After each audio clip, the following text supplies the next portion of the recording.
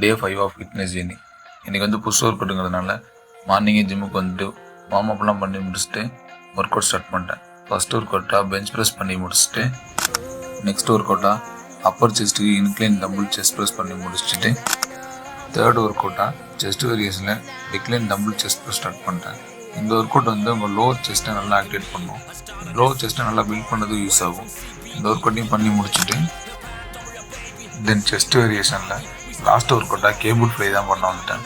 இந்த ஒர்க் அவுட்டுமே பண்ணி முடிச்சுட்டு டே 5க்கான செஸ்ட் ஒர்க் அவுட் எல்லாமே கம்ப்ளீட் பண்ணி முடிச்சாச்சு. Next tricep work out move ஆயிடுச்சு.